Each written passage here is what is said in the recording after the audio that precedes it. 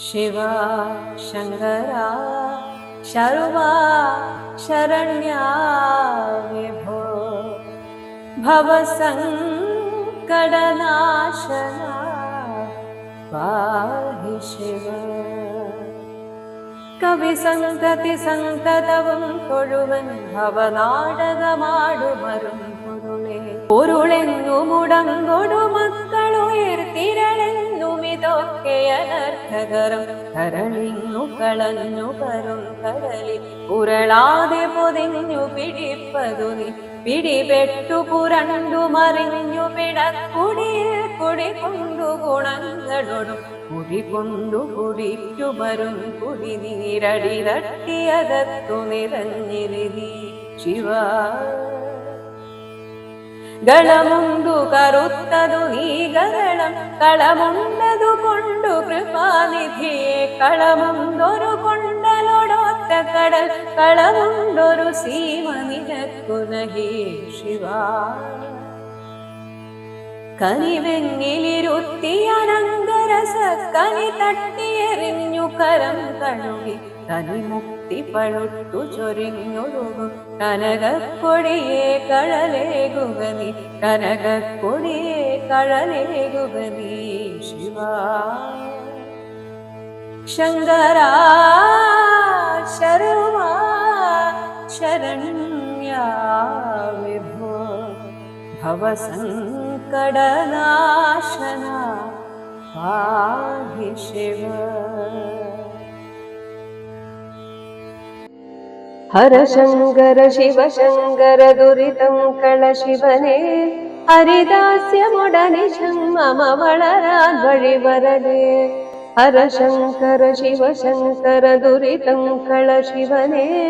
ഹരിദാസ്യമൊടനിശം മമ വളരാൻ വഴിവരലേ മരണേ മമ ഗുരുമന്ദിര രമണേ മതിവരണേ ഹരണേ മമ ഹരിതൻ മൃദുചരണേ രതി ശിവനേ ഇനി ഇങ്ങനെ ജനനീ ജന ജഠരേ അധിവാസം പനിമാമലകൾ കൺവര വെറുതേ അരുളരുതേ ഹര ശങ്കര ശിവ ശങ്കര ദുരിതം കള ശിവനേ ഹരിദാസ്യമൊടനിശം മമ വളരാൻ വഴിവരണേ മുരളീരവതരണീകൃത നവവല്ലഭ വനിതാവരമണ്ഡല പരിമണ്ഡിത ഗുരുമന്ദിരപതിയായി കലരുന്നൊരു നവജീവിതമിവലേകുക ശിവനേ മലസായത മധുസൂദന മധുസൂദന ദയിത ഹര ശങ്കര ശിവ ശങ്കര ദുരിതം കള ശിവനേ ഹരിദാസ്യമൊടനിശം മമ വളരാൻ വഴിവരണേ മരണാർണവതരണ പ്ലവമരുണാംബുജ സുഭഗം ചരണം തിരുജവസത്പുരവരദേ മമ ശരണം കരുണാകരമയി നീ കൃപ കലരാതെ കഴിച്ചാൽ വരുമോ തരമഗജാവര ഹരിതൻ പദമണയാ ഹര ശങ്കര ശിവ ശങ്കര ദുരിതം കള ശിവനേ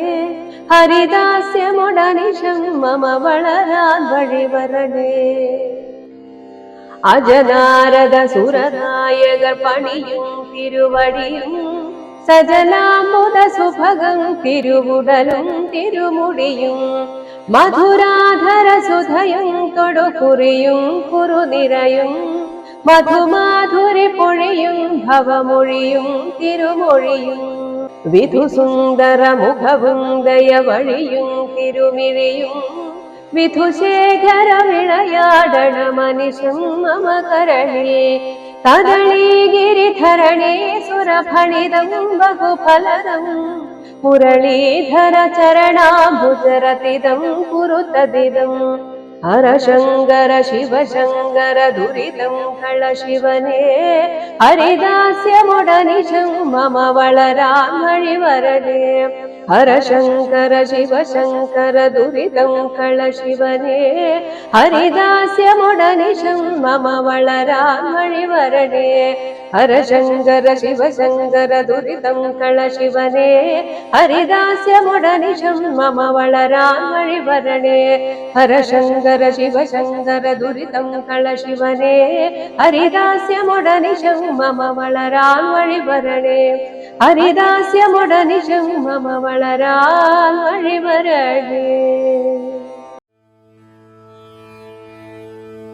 ब्रह्ममुरारिसुरार्चितलिङ्गं निर्मलभासितशोभितलिङ्गं जन्मजदुःखविनाशकलिङ्गं तत्प्रणमामि सदा शिवलिङ्गम्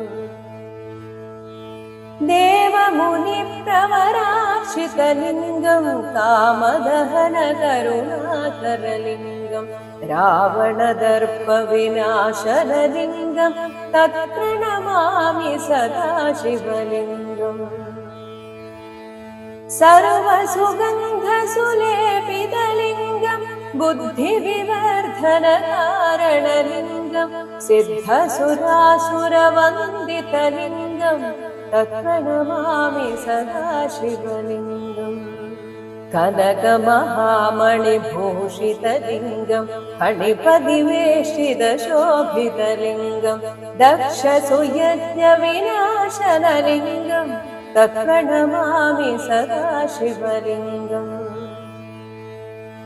कुङ्कुमचन्दनलेपितलिङ्गं पङ्कजहारसुशोभितलिङ्गं सञ्चितपापविनाशनलिङ्गं तत्प्रणमामि सदा शिवलिङ्गम्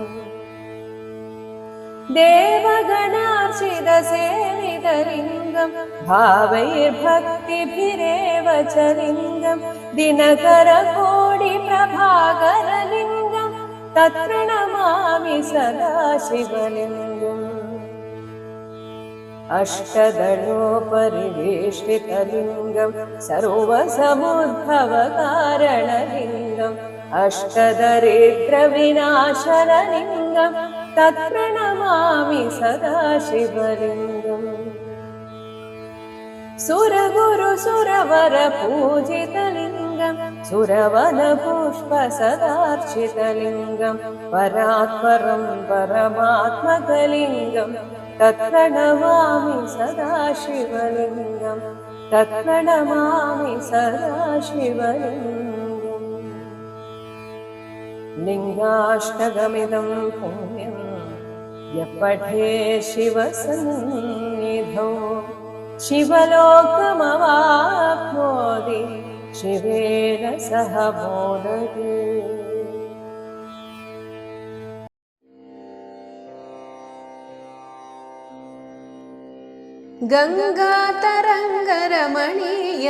गङ्गातरङ्गरमणीयजटाकलापं गौरी निरन्तरविभूषितवामभागम् नारायणप्रियमनङ्गमदापहारं वाराणसीपुरपतिं भज विश्वनाथम्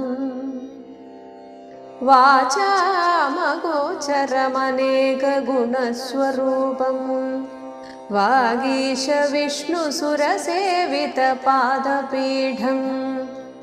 वामेन विग्रहवरेण कळत्रवन्तं वाराणसीपुरपतिं भज विश्वनाथम् भूताधिपं भुजगभूषणभूषिताङ्गं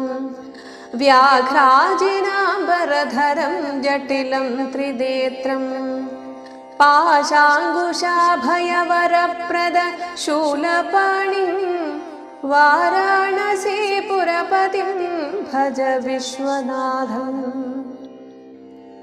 शीतांशुशोभितकिरीटविराजमानं फालेक्षणानलविशोषितपञ्जबाणं नागाधिपारचितभासुरकर्णपूरं वाराणसीपुरपतिं भज विश्वनाथम् पञ्चाननं दुरितमत्तमदङ्गजानां नागान्तकं दनुजपुङ्गवपन्नगाना दावानलं मरणशोकजराडवीना वाराणसीपुरपतिं भज विश्वनाथम् तेजोमयं सगुणनिर्गुणमद्वितीयम् आनन्दकन्दमपराजितमप्रमेयम् नादात्मकं सकलनिष्कळमात्मरूपं वाराणसीपुरपतिं भज विश्वनाथम् आशां विहाय परिहृत्य परस्य निन्दां पापेरतिं च सुनिवार्य मनः समाधौ आदाय हृत्कमलमध्यगदं परेशं वाराणसीपुरपतिं भज विश्वनाथम् रागादिदोषरहितं स्वजनानुराग वैराग्यशान्तिनिलयं गिरिजासहायं माधुर्यधैर्यसुभगं गरणाभिरामं वाराणसीपुरपतिं भज विश्वनाथम् वाराणसीपुरपतिं भज विश्वनाथम् वाराणसीपुरपतिं भज विश्वनाथम्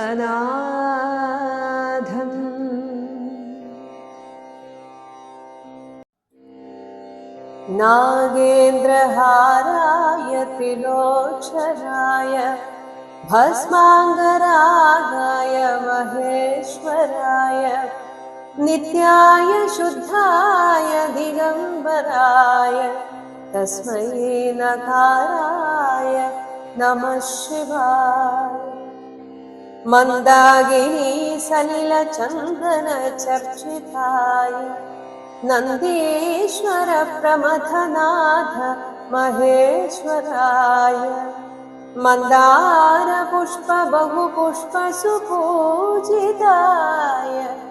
तस्मै मकाराय नमः शिवाय शिवाय गौरीवदनाब्जवृन्दा सूर्याय दक्षाध्वरनाशकाय श्रीनीलकण्ठाय वृषध्वजाय तस्मै शिकाराय नमः शिवाय वसिष्ठकुम्भोद्भव गौतमार्य मुनीन्द्रदेवार्चित शेखराय चन्द्रार्कवैश्वानरलोचनाय तस्मै वकाराय नमः शिवाय यज्ञस्वरूपाय जटाधराय पिनाकहस्ताय सनातनाय दिव्याय देवाय दिगम्बराय तस्मै यकाराय नमः शिवाय नमः शिवाय नमः शिवाय पञ्चाक्षरमिदं पुण्यं यः पठे शिवसन्निधौ शिवलोकमवाप्नोति शिवेन सह मोदते।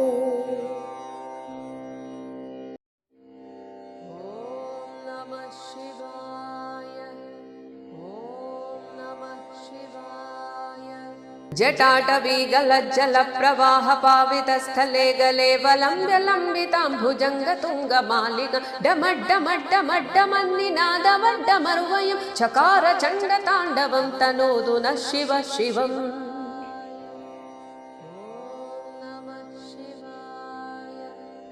जटाकटाह सम्भ्रम भ्रमन्निलिम्ब निर्झरी विलोलवीचि वल्लरी विराजमानमूर्धनि धगद्धगद्धगज्ज्वलल्ललाटपट्टपावगे किशोरचन्द्रशेखरे रति प्रतिक्षणं मम धराधरेन्द्र नन्दिनी विलास बन्धु बन्धुरस्फुरद्दिगन्त सन्तति प्रमोदमान मानसे कृपाकटाक्ष धोरणी निरुद्ध दुर्धरापदि क्वचित् दिगम्बरे मनो विनोदमेतु वस्तुनि जटा भुजंग पिंगल स्फुरत् फणामणि प्रभा कदम्ब कुङ्कुमद्रव प्रलिप्त दिग्वधूमुखे मदान्ध सिन्धुर स्फुरत् त्वगुत्तरीय मेदुरे मनो विनोदमद्भुतं बिभर्तु भूतभर्तरे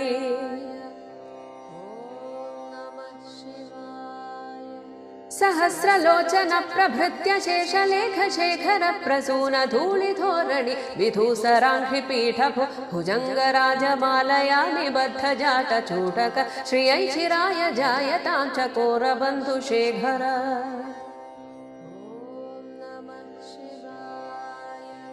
ललाट चत्वरज्वलद्धनञ्जय स्फुलिङ्ग भानिपीत पञ्चसायकं नमन्निलिम्पनायकं सुधामयूखलेखया विराजमान शेखरं महाकपालि सम्पदे शिरोजटालमस्तु न कराल भाल पट्टिगाध गद्ध गद्ध गज्ज्वलद्धनञ्जयाहुतीकृत प्रचण्ड पञ्चसायगे धराधरेन्द्र नन्दिनी कुजाग्र चित्रपत्रग प्रकल्पनैक शिल्पिनि त्रिलोचने रतिर्मम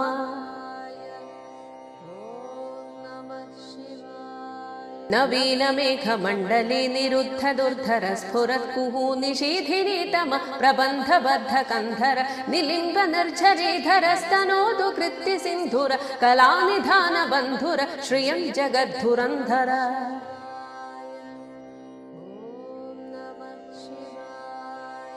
प्रफुल्ल नील पंकज प्रपंच कालिम प्रभावलंबिकंठ कंदली रुचि प्रबद्ध कंधरं स्मरच्छिदं पुरच्छिदं भवच्छिदं मघच्छिदं गजच्छिदान्धगच्छिदं तमन्तगच्छिदं भजे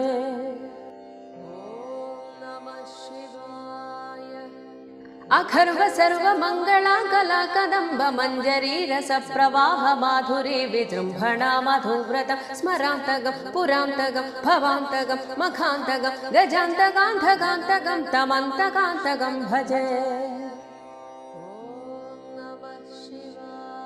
जयद्वदभ्र विभ्रम भ्रमद्भुजङ्गमश्वसत् विनिर्गमक्रम स्फुरत्करालभालहव्यवद्धिमिद्धिमिद्धिमिध्वन मृदङ्गतुङ्गमङ्गल ध्वनिक्रम प्रवर्तित प्रचण्ड ताण्डव शिव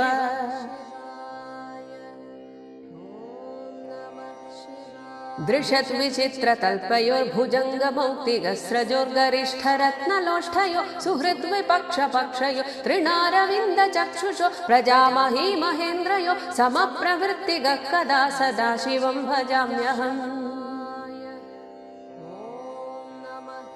कदा निलिम्ब निर्झरी निकुञ्च कोटरे वसन् विमुक्त दुर्मतिः सदा शिरस्थमञ्जलिं वहन् विमुक्त लोललोचनोललाम भाललग्नक शिवेति मन्त्रमुच्चरन् कदा सुखी भवाम्यहम्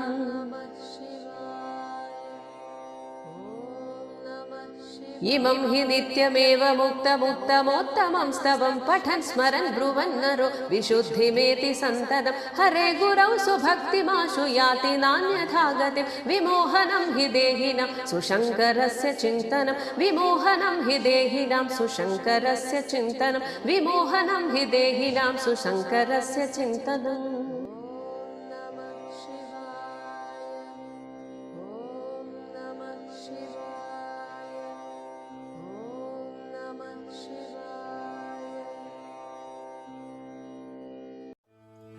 भो शंभो शिव शंभो स्वयंभो भो शंभो शिव शंभो स्वयंभो भो शंभो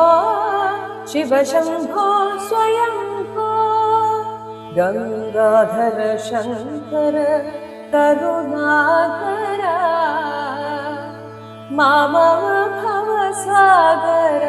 तारका गंगाधर शंकर करुणाकरा मामव भवसागर तारका भो शंभो शिव शंभो स्वयंभो निर्गुण परब्रह्म स्वरूप गमागमभूत प्रपंच रहित निर्गुण परब्रह्म स्वरूप गमागमभूत प्रपंच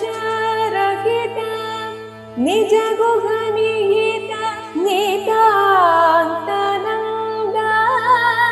आनंद अतिशय अक्षयलिंग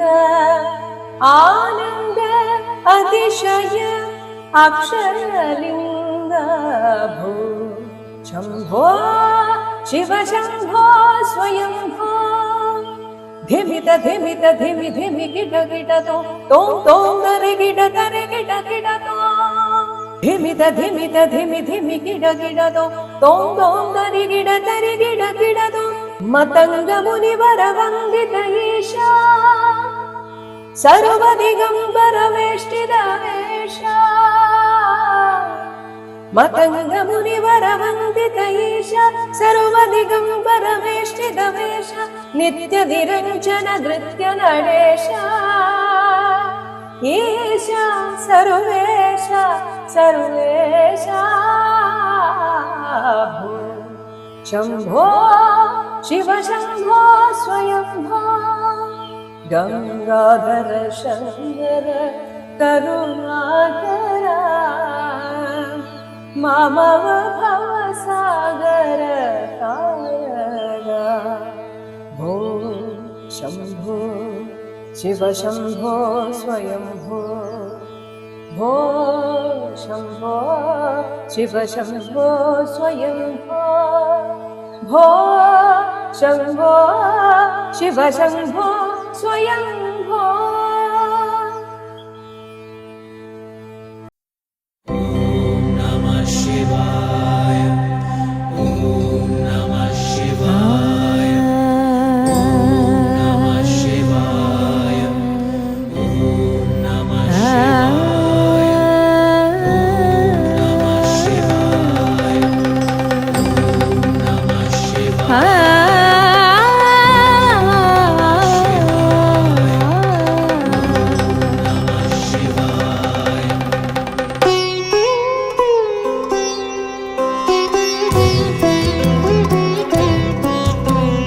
विश्वेश्वराय नरकार्णवतारणाय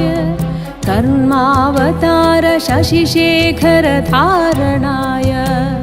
कर्पूरकान्तिधवलाय जडाधराय दारिद्र्य दुःखदहनाय नमः शिवाय गौरी प्रियाय रजनीश कलाधराय कालान्तकाय भुजकाधिपकङ्कणाय गङ्गाधराय गजराज विमर्दनाय दारिद्र्य दुःखदहनाय नमः शिवाय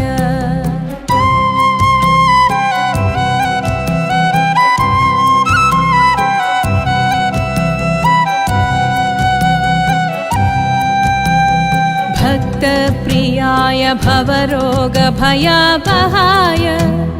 उग्राय दुर्गभवसागर तारणाय ज्योतिर्मयाय गुणनाम सुनृत्यकाय दारिद्र्य दुःखदहनाय नमः शिवाय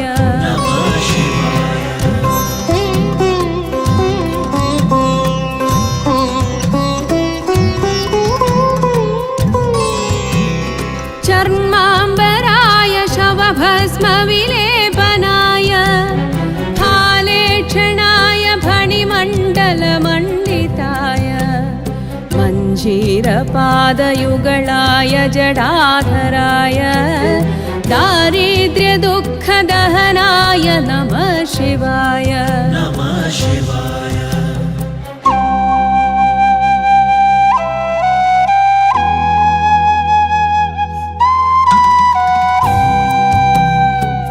पञ्जाननाय फणिराजविभूषणाय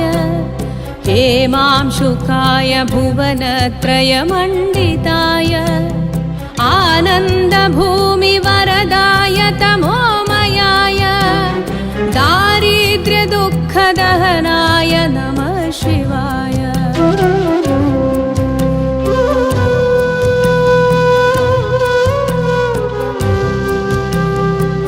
भानुप्रियाय भवसागरतारणाय कालान्तकाय कमलासनपूजिताय नेत्रत्रयाय शुभलक्षणलक्षिताय दारिद्र्यदुःखदहनाय नमः शिवाय रामप्रियाय रघुनाथवरप्रदाय नागप्रियाय नरकार्णवतारणाय पुण्येषु पुण्यभरिताय सुरार्चिताय दारिद्र्यदुःखदहनाय नमः शिवाय